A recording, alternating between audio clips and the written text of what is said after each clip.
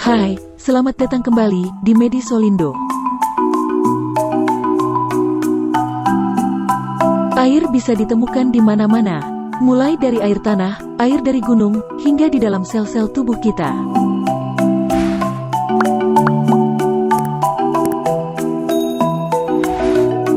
Tergantung faktor-faktor seperti lokasi, indeks lemak, usia, dan jenis kelamin, rata-rata tubuh manusia mengandung 55–60% air. Saat dilahirkan, seorang bayi bahkan lebih basah. Dengan kandungan air hingga 75%, bayi hampir seperti ikan. Tapi kandungan air pada bayi akan turun hingga 65% saat ulang tahunnya yang pertama. Jadi, apa peran air bagi tubuh kita? Dan seberapa banyak kita harus minum air agar bisa tetap sehat? Senyawa H2O dalam tubuh berfungsi sebagai bantalan dan pelumas sendi, pengatur suhu tubuh, dan pemberi nutrisi bagi otak dan sumsum tulang belakang. Air tidak hanya terdapat di dalam darah. Hampir 3/4 dari otak dan jantung orang dewasa terdiri atas air. Itu hampir sama dengan kandungan air dalam sebuah pisang. Paru-paru kita lebih mirip dengan apel, dengan kandungan air sebanyak 83%. Bahkan tulang manusia yang tampak kering pun mengandung kadar air sebanyak 31%. Jadi, jika kita terdiri atas air dan dikelilingi oleh air, mengapa kita masih harus banyak minum?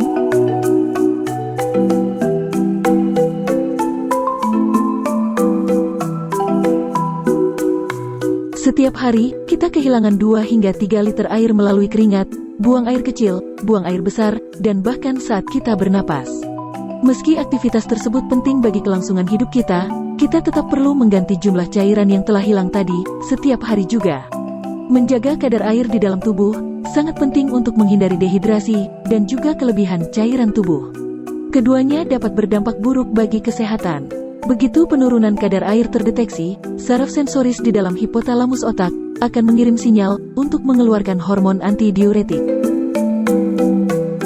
Ketika hormon ini sampai ke ginjal, maka aquaporin pun terbentuk, yaitu kanal khusus yang membuat darah terserap dan dapat mempertahankan air lebih banyak, sehingga menyebabkan air kencing menjadi lebih pekat dan cenderung gelap.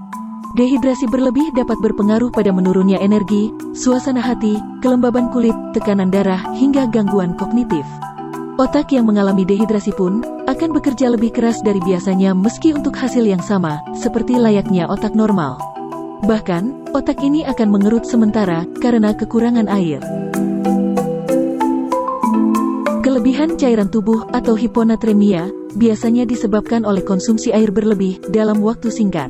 Seorang atlet sering menderita overhidrasi karena rumitnya menjaga kadar air tubuh dalam kondisi fisik yang ekstrim. Kalau pada kasus dehidrasi otak dapat menyebabkan pengeluaran hormon antidiuretik, namun pada kasus otak yang overhidrasi justru dapat menghambat atau malah mencegah pengeluaran hormon itu.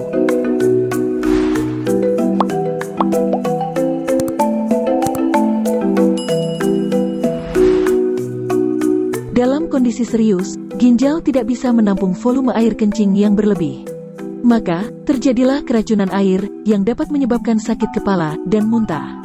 Dalam beberapa kasus, dapat menimbulkan kejang atau bahkan kematian.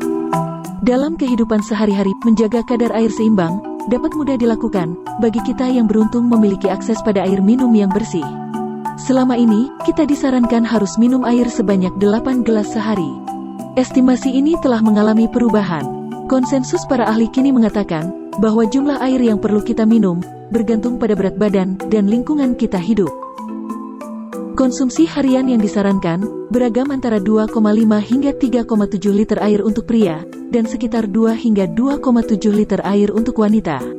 Rentang tersebut dapat disesuaikan tergantung apakah kita dalam kondisi sehat, aktif, tua, atau dalam kondisi sedang kepanasan. Meski air adalah hidrator yang paling sehat, minuman lain, bahkan yang mengandung kafein seperti kopi atau teh pun, juga dapat mengembalikan cairan tubuh. Air yang terkandung dalam makanan kita, setara dengan 1/5 konsumsi harian H2O kita. Buah dan sayuran seperti stroberi, mentimun, atau bahkan brokoli yang mengandung 90% air, dapat menambah jumlah cairan ke tubuh kita.